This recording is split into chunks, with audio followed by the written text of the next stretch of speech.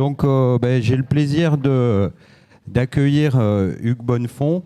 Euh, donc, Hugues a terminé il y a un an quasiment pour jour une thèse de doctorat soutenue à Sciences Po Paris, dont le titre est un peu taquin, notamment pour des entreprises de l'archéologie. Exhumer le patrimoine, enterrer le service public, les archéologues face à la libéralisation des fouilles préventives. Voilà, donc ce travail a été soutenu à Paris. Et peut-être en première question, Hugues, je voulais te proposer de te présenter à l'assistance et de présenter également quel a été le cadre de ta recherche et les éléments auxquels tu t'es intéressé. Bien sûr, merci Loïc. D'abord, j'en profite pour remercier de vous remercier, de remercier les organisateurs pour leur invitation et plus largement tous les archéologues qui m'ont accordé du temps en fait au cours de l'enquête que je vais présenter dans un instant. Voilà, c'est pas juste une formule de politesse ou une posture que de dire que pouvoir partager en fait mes résultats de thèse aux professionnels en fait que ça concerne directement, ça a vraiment du sens. C'est une thèse que j'ai conduite pour les archéologues aussi, pour les éclairer sur des préoccupations qui étaient les leurs, même si il y a aussi un agenda proprement sociologique, mais les deux peuvent très bien aller de pair. Et c'est vrai que donc, j'ai soutenu en octobre 2024, pardon, le 22 octobre 2024, donc il y a presque pile un an, et depuis, j'ai pas forcément eu le temps de diffuser ou de valoriser autant que j'aurais voulu, de renvoyer la thèse aux gens qui m'avaient accordé du temps. Donc vous me donnez aujourd'hui l'occasion de combler un petit peu ce manque. J'en profite aussi pour dire que la thèse est librement accessible sur HAL, hein, donc j'espère pouvoir vous donner envie d'y jeter un œil sur des points qui vous intéressent. En tout cas, n'hésitez pas, la publication est d'ailleurs à venir. C'est encore en projet, mais c'est vraiment un objectif prioritaire. Alors, pour répondre plus directement à votre question sur qui je suis, je ne suis pas archéologue. Pour autant, j'ai eu une expérience un peu empirique, disons, du monde de l'archéologie en participant moi-même à des fouilles programmées juste après mon bac en 2011, l'été. Et j'ai poursuivi comme ça en fait d'année en année, ce qui m'a acculturé d'une certaine manière au monde des archéologues, à leur pratique, à ce que c'est qu'un chantier, à la vie communautaire aussi sur un chantier de fouilles programmé. Mais aussi, ce faisant, vous le savez, vous connaissez ce type de contexte. On a aussi des étudiants, mais des professionnels aussi du préventif qui prennent leurs vacances régulièrement sur des chantiers programmés, ce qui est quand même pas banal, et qui, ce faisant, exprimaient un certain nombre d'éléments de désarroi ou de préoccupation liés à l'état de leur métier. Et donc, ça m'a toujours beaucoup marqué. De sorte que, voilà, j'ai jamais entrepris d'études en archéologie, je me suis même jamais projeté dans le métier d'archéologue. Voilà, c'est vraiment pas à proprement parler mon sujet, mais en revanche, le métier de l'archéologue, j'ai trouvé ça proprement fascinant, cette communauté en fait, avec ses divisions, mais aussi c'est une forme de communauté, un même esprit, une même quête collective en fait, à promouvoir l'étude du passé dans un contexte de contraintes économiques. Ça, j'ai trouvé que c'était effectivement un sujet parfaitement digne d'intérêt. Et donc, peut-être un petit point pour préciser aussi le caractère un peu situé déjà de la thèse, puisque j'ai soutenu l'année dernière, mais en gros, le travail de terrain est assez centré sur les années 2010. Donc ça, c'est un point, je vais peut-être y revenir, mais assez déterminant sur la manière d'accueillir les résultats de la thèse, au sens où beaucoup de choses ont évolué depuis l'après-Covid déjà, et puis parce que ainsi va la vie, les choses évoluent, les relations et les contextes historiques évoluent également. Mais voilà, donc centré sur les années 2010, je vous ai dit, j'ai commencé à faire des fouilles en 2011. Au moment où j'entreprends mon enquête de master en M2, en 2015, c'est l'année où une question de réforme de l'archéologie revient sur le métier avec la loi LCAP, qui est adoptée en 2016. Et puis ensuite, bon, par ailleurs, un contexte. Là aussi, je vous évoque. Enfin, je vous apprends rien, mais c'était un contexte des années 2010 assez dur, même économiquement, avec une guerre commerciale ou entre opérateurs qui a pu se tendre à cette époque. Voilà. Donc, un caractère assez circonscrit que je voulais rappeler. Et pour autant aussi un travail qui a motivé toute une enquête historique où je me suis dit tiens mais j'ai besoin de retourner jusqu'au balbutiement de l'archéologie de sauvetage pour retracer finalement ce métier, enfin comment dire, l'institutionnalisation du métier d'archéologue intervenant en contexte de travaux, donc ce qu'on appelle aujourd'hui évidemment l'archéologie préventive. Concernant toujours le micro. Le cadre et la démarche de cette recherche, la démarche spécifique en termes autrement dit en termes de méthode, quelles sont les approches que tu as eues, les acquisitions de données qui t'ont été utiles. Tu as déjà parlé donc des archives que tu as consultées, mais on n'est peut-être pas conscient de tous les types d'archives auxquelles tu as pu avoir accès, puis aussi les méthodes sur le terrain. Oui, bien sûr. Alors, c'est une thèse un peu longue, elle a duré 8 ans. Et elle a duré 8 ans aussi parce que je m'étais donné beaucoup de travail, au sens où j'ai exploré beaucoup de dimensions différentes. Alors, l'idée là, c'est de vous faire un panorama extrêmement succinct, rapide. J'aurais 1 milliard de choses à vous dire, évidemment, mais vous irez piocher, évidemment, ce qui vous intéresse plus particulièrement. Ou dans le temps d'échange également, je serais très heureux de répondre à vos questions. Mais en gros, il y avait trois grandes questions dans cette thèse où je me suis intéressé à... Ça s'organise autour de 3 volets.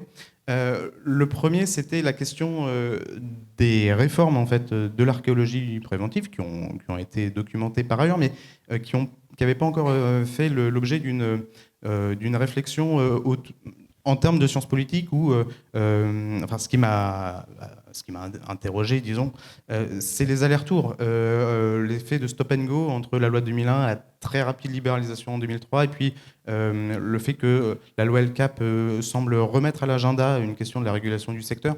Bon, ça peut paraître anodin pour un politiste, ça l'est pas forcément, ou en tout cas ça fait que cette trajectoire un petit peu étonnante devient tout de suite un peu énigmatique, quoi. Donc ça, c'était un premier élément qui a justifié l'enquête historique, et puis aussi comprendre le rôle des professionnels dans leur participation à l'action publique, donc les archéologues comme acteurs qui se sont saisis en fait de l'action publique, enfin, qui se sont voilà, qui ont joué la carte d'être des acteurs en fait de la préservation du patrimoine au nom d'une mission de service public.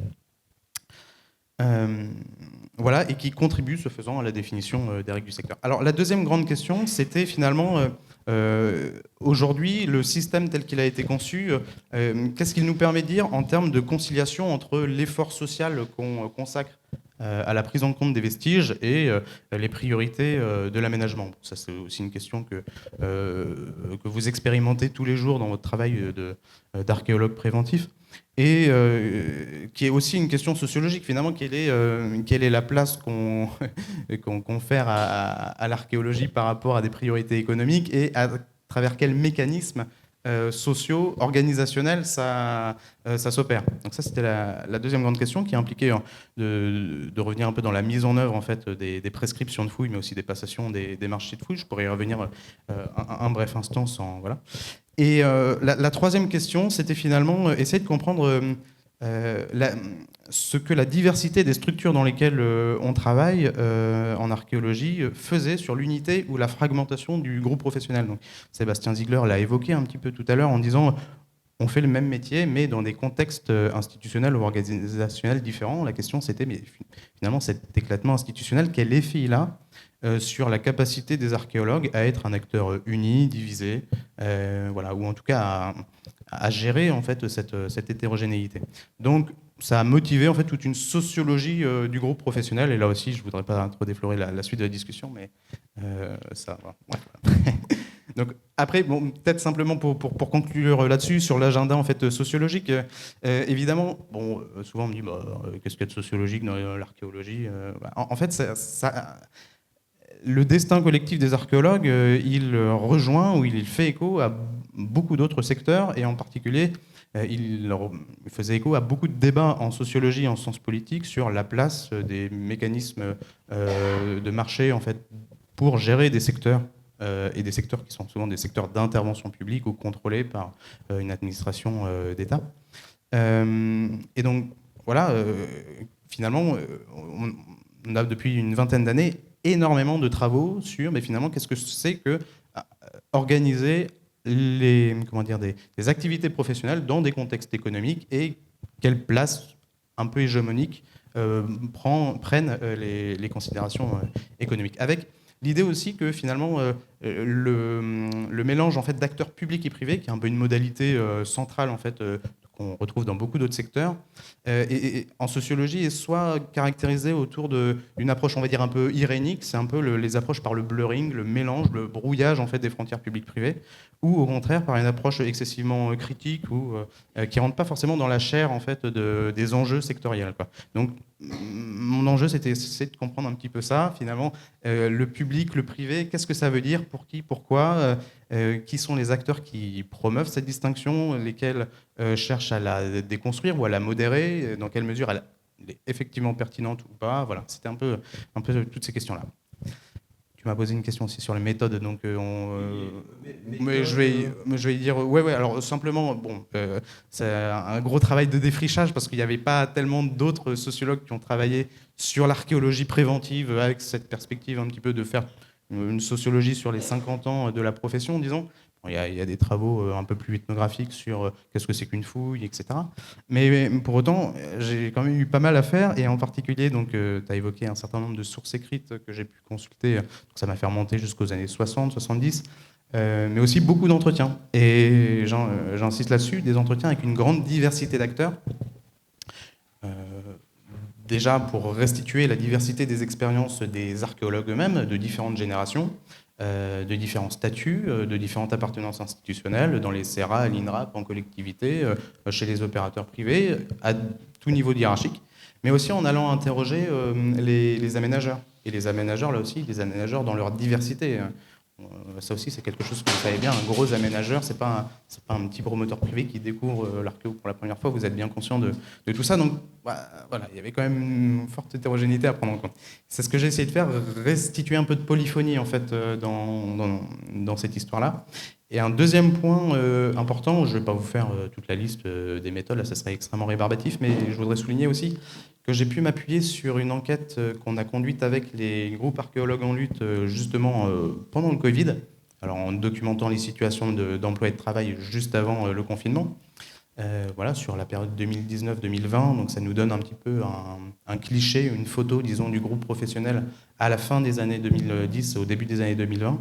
Et voilà, donc là j'en profite aussi pour remercier vraiment la collaboration que j'ai pu avoir avec les GAEL, le GAEL Île-de-France en particulier, et à tous les répondants qui ont pris le temps de répondre à ces questions.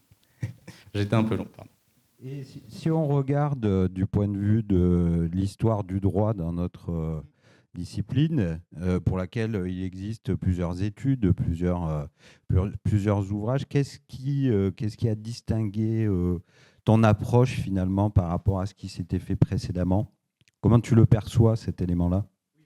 Il serait faux de dire que je suis arrivé sur une page blanche, hein. Les archéologues eux-mêmes ont fait l'histoire de l'archéologie, donc c'est une histoire aussi qui est écrite par les acteurs ou par certains acteurs, forcément avec leur propre trajectoire, leur propre conception.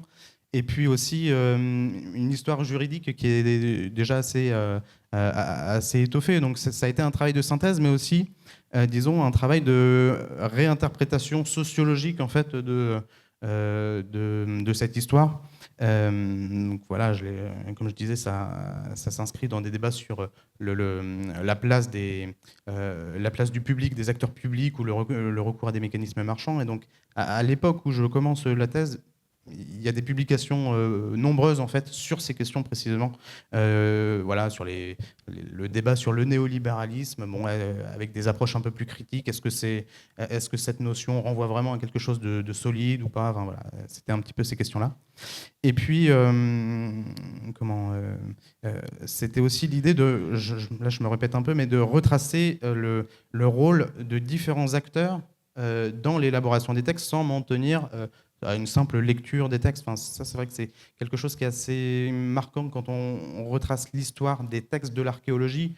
Bon, ça peut être parfois un peu décorrélé de leur mise en œuvre. C'est-à-dire que bon, y a toute une période où l'archéologie de sauvetage s'est développée, mais sans fondement juridique toujours parfaitement clair. Là, Noé Wagner, qui est un juriste qui a travaillé précisément sur le droit de l'archéologie, a une belle expression pour dire que dans les années 70-80, on met en œuvre un droit fantôme de l'archéologie avec aussi des éléments de bluff en fait, face aux aménageurs. Voilà. Bon, donc il y a des cocasseries comme ça en fait, historiques. Et comment perçois-tu aujourd'hui ou en 2020, puisque au début des années 2020, la composition aujourd'hui du groupe professionnel des archéologues? Oui, alors bon, j'avais prévu aussi de parler du deuxième volet, mais on pourrait y revenir éventuellement sur la question donc de la composition du groupe professionnel. Voilà, je parle de groupe professionnel. Pour vous, ça peut paraître, ça peut pas renvoyer à grand chose. En sociologie, c'est une approche qui cherche justement à définir une manière de s'organiser, d'organiser son activité, de la défendre, qui est une approche, on va dire, un peu pragmatique, historique, descriptive, en fait, qui est intéressante parce qu'elle permet de voir comment un groupe professionnel s'est organisé. Et moi, j'ai essayé de le décrire autour de 3 grandes dimensions. Bon, là, je vais surtout insister sur la première. Mais en gros, c'était l'idée je me suis dit, tiens, mon groupe professionnel des archéologues, dans toute cette diversité, j'ai besoin à la fois d'en faire une radiographie sociodémographique, c'est-à-dire essayer de comprendre qui travaille où, dans quelles conditions, essayer de comprendre un peu cette hétérogénéité, quelles sont ces différentes générations. Donc ça, c'est une première dimension, avec toujours l'idée de savoir quels sont les facteurs un petit peu de différenciation des positions d'archéologues, des situations concrètes d'archéologues. Est-ce que la question des appartenances institutionnelles, en particulier la distinction entre opérateurs publics ou privés, joue en fait dans cette hétérogénéité du groupe professionnel? C'est une question sous-jacente en fait importante. La deuxième dimension en fait, c'était de saisir la question publique-privée autour des jugements des archéologues sur leurs pratiques et sur l'état du métier. Finalement, est-ce que le public-privé, c'est une catégorie d'analyse pertinente pour décrire une dégradation, une amélioration du travail sur le temps long en fait, en archéologie préventive ou pas, voilà. Avec, et la troisième dimension qui m'importait, c'était aussi de retracer comment la question publique-privée affecte la manière de s'organiser en fait, collectivement en archéologie, donc que ce soit par l'appartenance syndicale ou par des collectifs moins formalisés. Donc, j'ai évoqué tout à l'heure les groupes archéologues en lutte, qui sont en fait des organisations catégorielles un peu plus, un peu moins formalisées, mais aussi qui ont qui sont assez marquées en fait sur le plan sociodémographique, surtout des jeunes diplômés ou encore des étudiants ou en tout cas des gens qui n'avaient pas accès ou qui n'avaient pas encore accédé aux emplois pérennes qu'on a évoqués tout à l'heure, et qui ont insufflé ou en tout cas promu une forme de discussion ou d'organisation qui tente de dépasser les clivages institutionnels et les appartenances entre l'université, le préventif, le public, le privé, etc. Voilà. Alors du coup, alors, quelques éléments de constats généraux pour commencer. Alors, là aussi, je ne vous apprends rien. Sans rentrer pour le moment dans l'hétérogénéité du groupe professionnel, l'archéologie préventive, c'est évidemment l'histoire d'un formidable essor depuis les années 70 et 80. Vous avez ici l'évolution des effectifs à l'INRAP et aussi, ce faisant, une stabilisation en fait, des statuts d'emploi. Bon, ça, c'est une histoire qu'on a bien retracé. Et puis après 2003, voilà, ici l'évolution des emplois à l'INRAP dans les services de collectivité et dans les bureaux privés. Alors j'ai le détail là, statut par statut à l'INRAP, mais les deux courbes pour les bureaux privés et pour les collectivités décrivent les effectifs physiques totaux, tels que j'ai pu les retracer au plus proche en tout cas. Donc, bon, un formidable essor, ça, on le savait. Ensuite, on l'a évoqué aussi tout à l'heure, une forte croissance des diplômes, qui est vraiment pas anodine, hein, puisqu'on parle de 4 archéologues sur 5 qui sont titulaires d'un M2. Toutes les professions, en fait, sont pas autant diplômées, donc c'est assez significatif, avec évidemment un effet générationnel évident. Et puis aussi des traits assez caractéristiques. Donc, quand on vit dans la profession d'archéologue, on peut avoir tendance à naturaliser tout un tas de conditions de travail, etc. Du point de vue extérieur, il y a quand même des traits caractéristiques assez importants à noter. Le premier, bon, c'est quand même ce caractère extrêmement hybride entre une activité intellectuelle et physique qui, en tout cas, entretient à la fois des aspirations en termes d'analyse de la part de la plupart des archéologues qui sont titulaires d'un haut niveau de diplôme, et en même temps des pratiques de travail qui peuvent être fortement pénibles ou qui usent les corps. On a évoqué la question des pollutions, la question de l'exposition aux troubles musculo-squelettiques est aussi extrêmement marquée. Donc là, pour ces résultats, je m'appuie sur le questionnaire du Gaël et en particulier sur un échantillon redressé, disons, en termes de composition du groupe. Donc, Qu'entends-tu par échantillon redressé ? Ouais, je pourrais y venir dans tout. Bon, là, je vais y répondre tout de suite. C'est-à-dire que le questionnaire qu'on a passé en 2020, évidemment, il est autosaisi sur Internet, donc on ne contrôle pas en fait qui répond. Ce qui fait qu'on a eu beaucoup de réponses et on a reçu en l'espace de quelques semaines 1670 réponses sur un groupe professionnel de l'ordre de 4000 personnes. C'est plus que c'est vraiment important. Pour autant, un échantillon de répondants qui ne reflète pas parfaitement la composition réelle du groupe de la population cible, avec évidemment beaucoup de jeunes, de précaires qui étaient plus représentés, même si on a un nombre assez significatif d'archéologues plus établis dans le public, dans le privé et ailleurs. Donc redresser simplement, donner des poids de sondage en fait aux répondants en fonction de leur profil, d'où ils travaillent, de leur âge et de leur statut, en gros. Voilà, pour essayer d'avoir on approche, hein, c'est toujours un travail à tâtons, mais ça donne quand même des estimations de la fréquence en fait de l'exposition à certaines contraintes. Et là, les résultats en fait sont si massifs qu'on peut pas vraiment les ignorer. Voilà, une exposition évidente en fait aux postures pénibles de l'ordre de 70%, et je pourrais décliner à l'envie en fait ces conditions de travail. Alors le deuxième point qui était extrêmement significatif et qui fait écho directement à l'une des tables rondes d'aujourd'hui, c'est la très difficile, disons la longue et pénible période d'insertion professionnelle pour les jeunes diplômés en archéologie. Là aussi, je ne vous l'apprends pas, mais disons que c'est des éléments qui permettent de le mesurer. Et voilà.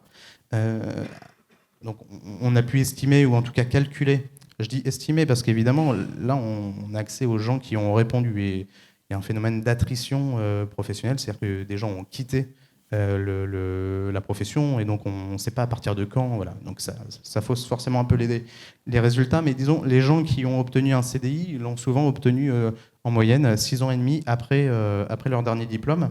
Donc des périodes d'insertion dans l'emploi qui sont assez longues et systématiques. Voilà, elles semblent s'allonger, mais disons en tout cas, elles ont concerné toutes les cohortes de l'archéologie depuis les années 70. Et puis aussi, c'est un point qu'on n'a peut-être pas encore tout à fait, enfin qu'on n'a pas évoqué aujourd'hui, c'est la question des rémunérations, hein, qui reste globalement assez modique. Alors là, on avait un problème de formulation de la question dans le questionnaire.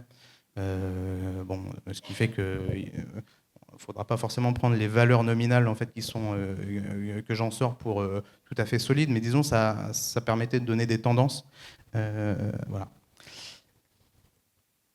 Alors, une fois que j'ai dit ça, une fois que j'ai tracé un petit peu cette fiche d'identité de l'archéologue moyen, ça ne nous dit pas forcément grand-chose, puisque évidemment l'archéologie préventive, à plus forte raison, c'est un milieu divers, avec des positions et des conditions de travail extrêmement variées. Donc moi, l'idée, c'était de reconstituer un petit peu l'espace des positions des archéologues relativement les uns aux autres. Donc en utilisant des ACM, hein, des analyses de correspondance multiples, en mettant en fait dans mon en mettant un petit peu dans mon modèle toute une série de variables qui est trait à la fois à la question de l'accès à l'emploi, donc quel était le statut d'emploi occupé au moment de l'enquête, voilà, la place dans la division du travail, est-ce que je suis technicien de fouille, RS, RO, est-ce que je gère une structure d'archéologie, un opérateur d'archéologie, les conditions matérielles d'exercice, donc là je l'ai évoqué aussi, tout un faisceau de variables sur l'exposition aux intempéries, est-ce que j'ai un bureau personnel, etc. Enfin bon, là, j'en passais des meilleurs. Et puis les expériences aussi subjectives du travail, c'est-à-dire est-ce que vous êtes satisfait de votre travail, est-ce que vous êtes satisfait des conditions dans lesquelles les tâches vous sont assignées, est-ce que vous êtes satisfait de la reconnaissance ou de votre rémunération, etc. Ça, c'était des éléments importants à prendre en compte pour essayer de voir finalement s'il y a différentes conditions de félicité en fait dans le monde de l'archéologie. Bon.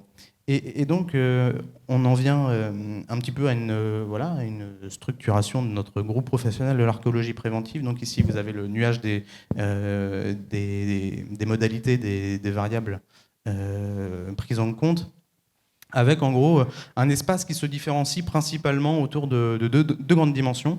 La première, c'est une nette... donc le premier axe, c'est l'axe horizontal qui décrit la dualité en fait, du marché du travail, avec une opposition entre les jeunes entrants, les aspirants archéologues, plus souvent précaires, à droite, et les archéologues plus établis à mesure que l'on avance vers la gauche.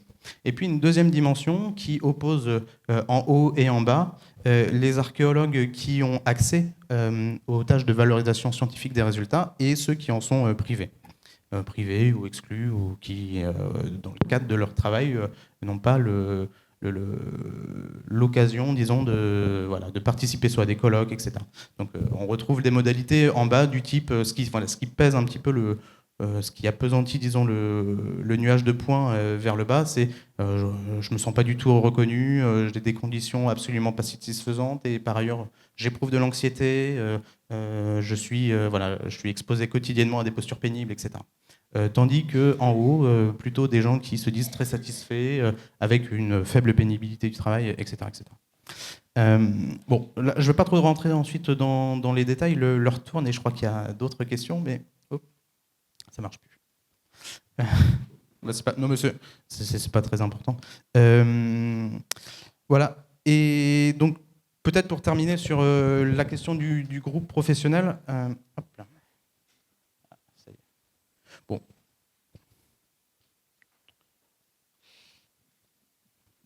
Hop, tac. Voilà, j'aurais vraiment 1 million de choses à vous dire, mais je vais m'en arrêter là, peut-être rendre la parole à Loïc, qui a peut-être d'autres questions. Oui, si on quitte, si on se met un petit peu de côté, qu'on va plus sur le fond de ton travail, est-ce que, mais sur un cadre beaucoup plus global, là on parle de sociologie, quels ont été finalement les travaux qui ont influencé ta recherche, ou qui à un moment donné t'ont servi de cadre de comparaison pour dire finalement cette profession, voilà, on constate ça, et autrement également ces grands travaux qui ont constitué des sources inspirantes. Oui, alors elles sont assez variées en fait, parce que arrimées aux différentes questions des 3 parties de la thèse que j'ai décrites préalablement, mais donc l'une des grandes inspirations, c'était tous les travaux qui s'intéressent à l'intervention directe des professionnels sur l'action publique, et donc je me suis beaucoup inspiré de la sociologie, enfin de la science politique américaine, autour notamment de travaux comme les travaux d'Eric Patachnik qui décrit les libéralisations dans le secteur aérien aux États-Unis, avec des éléments assez intéressants pour décrire le caractère réversible ou non, ou en tout cas poreux ou perméable aux interventions directes des groupes d'intérêt sur un cadre législatif. Et ça me permet peut-être aussi de rebondir sur l'intervention de monsieur le député de ce matin sur des éléments de backlash qui peuvent, enfin de backlash, c'est-à-dire de retour de bâton, en tout cas de réintervention législative qui peuvent être défavorables à l'archéologie. On n'est jamais tout à fait à l'abri en fait de ce type d'intervention, même si jusqu'à présent elles ont échoué, qu'il y a une forme de normalisation évidemment de l'archéologie préventive depuis une vingtaine d'années, ça c'est évident, mais en même temps, voilà, monsieur le député a eu raison de réévoquer le fait que épisodiquement, il peut y avoir des tentatives en fait de réintroduire ou de réintervenir en fait sur le cadre législatif. Alors ensuite, peut-être aussi pour bien comprendre aussi la deuxième partie de la thèse sur sur la mise en œuvre des opérations d'archéologie préventive, à la fois à la phase de la prescription et dans la passation des marchés et jusque dans la réalisation des fouilles. Ce qui m'a intéressé, c'était justement de comprendre comment ça fonctionne. Qu'est-ce que l'archéologie préventive est devenue après 2003 ? Qu'est-ce que le cadre réglementaire fait à l'activité des archéologues et à la mise en économie, disons, des interventions archéologiques. Ici, j'aurais quelques éléments aussi à vous proposer. Hop là. Donc, si vous voulez, là, je me suis directement appuyé sur la tradition sociologique de mon laboratoire de formation, qui est le CSO, le Centre de sociologie des organisations, et notamment autour des travaux de Michel Crozier et Erhard Friedberg, qui... hop là, tac, ça arrive. Voilà. Voilà, l'idée c'était, évidemment le code du patrimoine il est puissant, il est ce qu'il est, en même temps il autorise un jeu évident en fait en termes de prescription, même s'il y a une normalisation des fouilles préventives, c'est bien qu'il faut toujours un peu se battre en fait pour obtenir des moyens ou en obtenir plus, voilà. Et donc le cadre un petit peu général, c'est de saisir en fait la mise en œuvre des opérations à travers les jeux d'acteurs autour d'incertitudes diverses. Et quand j'entends incertitude, c'est pas simplement le fait qu'il y a un aléa des découvertes, que malgré le diagnostic, on n'est jamais sûr de tomber sur une découverte fortuite, etc. Non, en fait, l'archéologie, elle est aussi marquée par une incertitude qualitative, au sens où il n'y a pas d'équivalent, d'étalon explicite entre les différentes grandeurs ou les différentes priorités sociales à accorder à l'archéologie, ou en tout cas à la fouille. J'entends par là une incertitude normative entre les priorités de l'aménageur et celui de l'archéologue. C'est toujours le fruit d'un compromis, mais c'est un compromis qui est aussi perméable au rapport de force, en tout cas qui est déterminé par les rapports de pouvoir aussi entre les SRA et les aménageurs qui... là aussi, n'ont pas tous les mêmes ressources. Bon.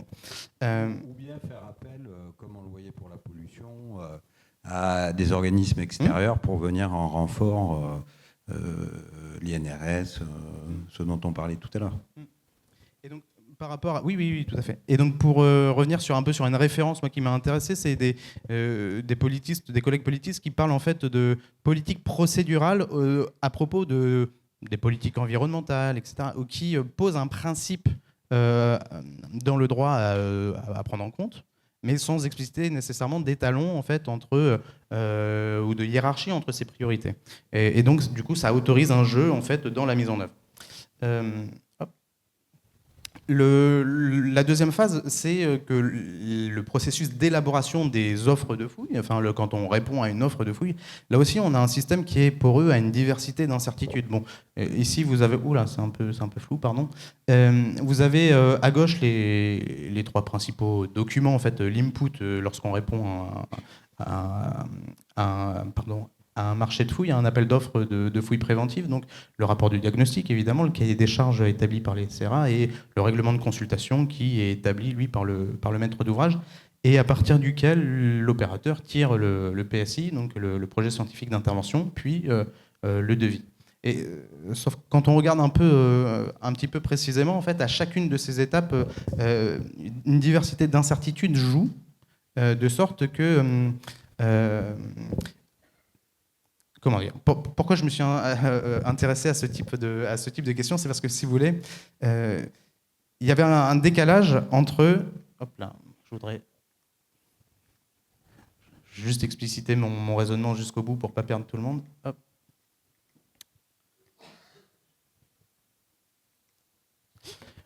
Voilà, si je stylise un petit peu l'énigme, disons, on observe une certaine stabilité du partage des fouilles entre l'INRAP, les opérateurs privés et les services de collectivité depuis déjà une bonne quinzaine d'années. Et pour autant, un contexte où la variabilité des prix en fait, des opérations est extrêmement fort, ou en tout cas extrêmement commentée et discutée. Et donc la question, c'était de savoir comment se fait-il que dès lors qu'on a une opération qui est cadrée par un cahier des charges, on ait voilà, une qualité enfin en tout cas des offres qui puissent varier du simple au double.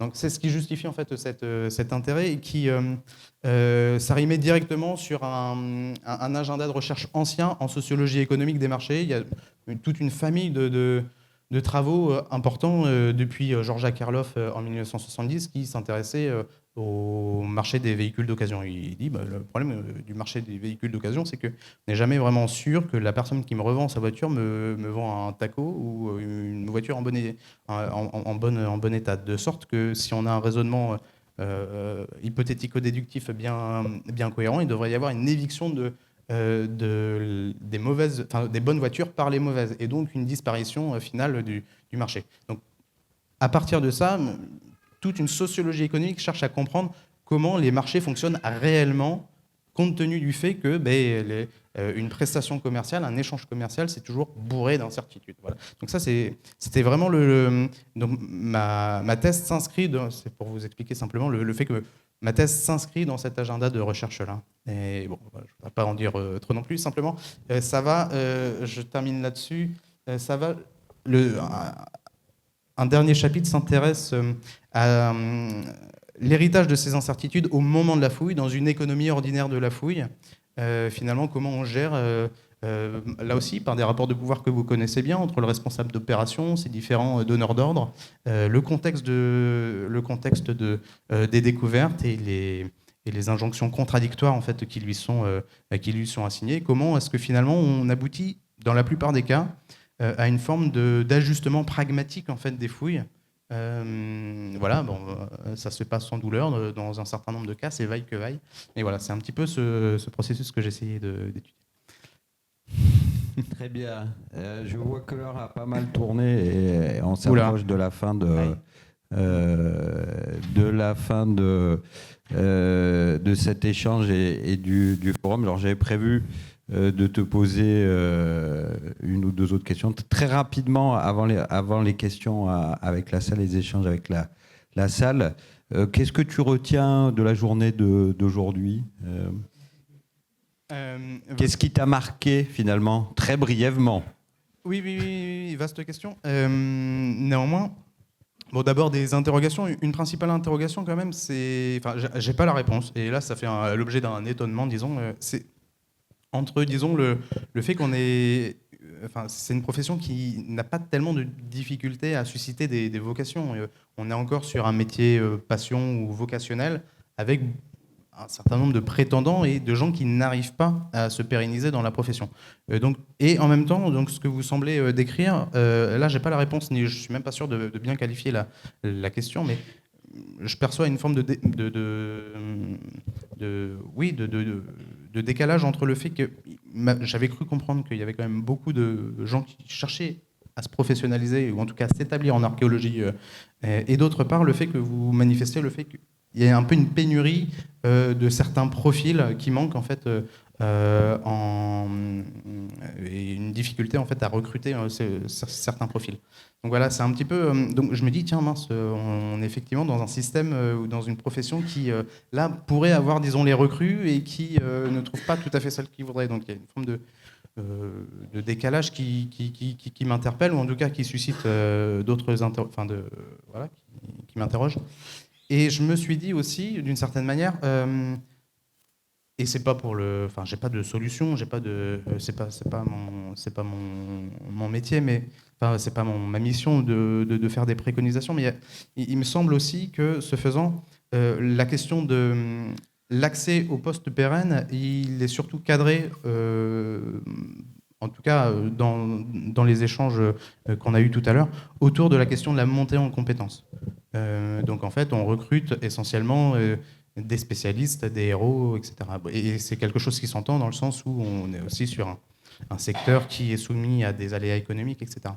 En même temps, historiquement, il y a eu d'autres modèles, et notamment le modèle CGT AFAN, enfin, tel qu'il a été collectivement comment dire, négocié au milieu des années 90, faisait le pari de proposer comment dire, des carrières bureaucratiques pour tout le monde, de la catégorie 2 à la catégorie 5. C'est pas pour dire qu'il y a un meilleur modèle qu'un autre, hein, qu'on s'entende. C'est simplement que voilà, il y a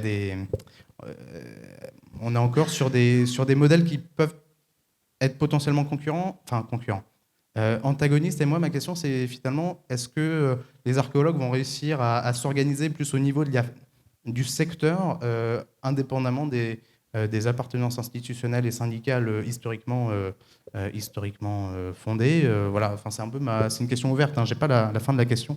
J'ai pas le fin mot de l'histoire du tout, mais c'est un peu la question que je me pose. Ça fait des perspectives pour la suite, Oui. pour après la publication du livre, un article, quelque chose plus en profondeur. On va finir par quelques questions. Si tu veux, Charlotte.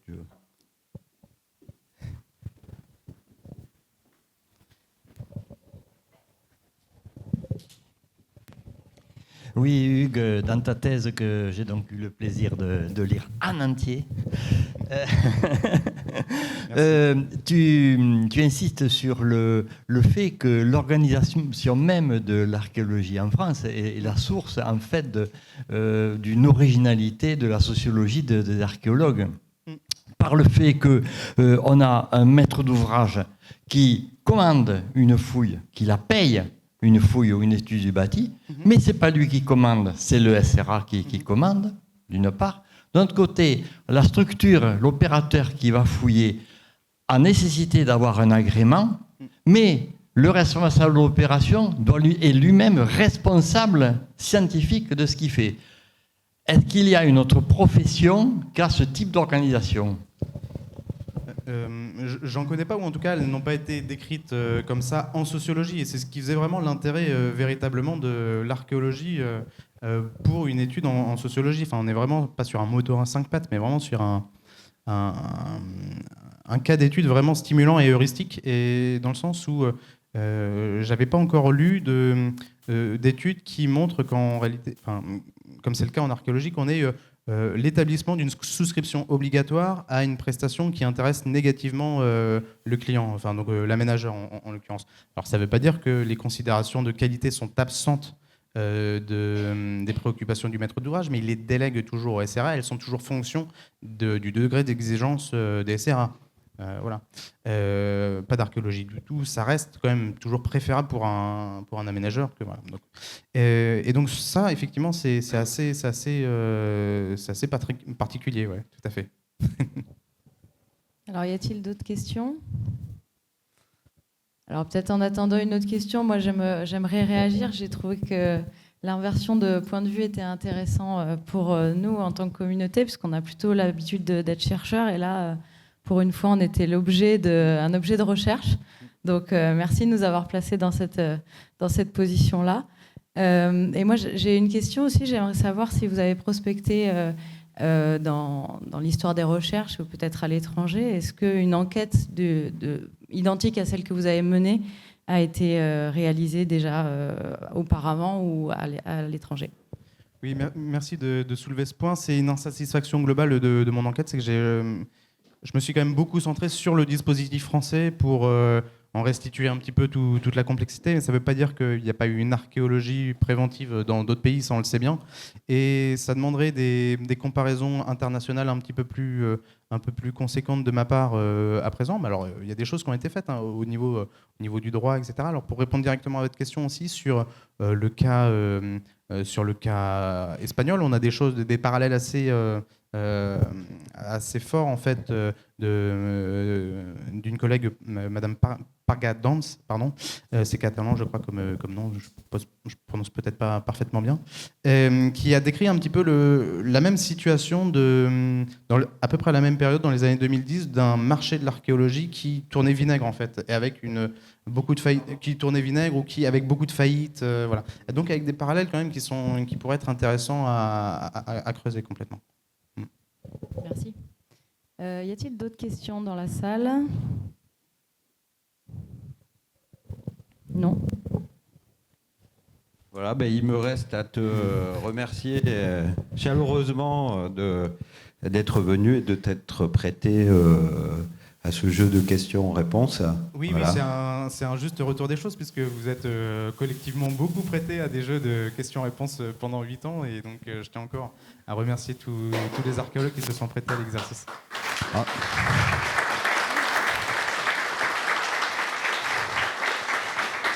Merci Hugues.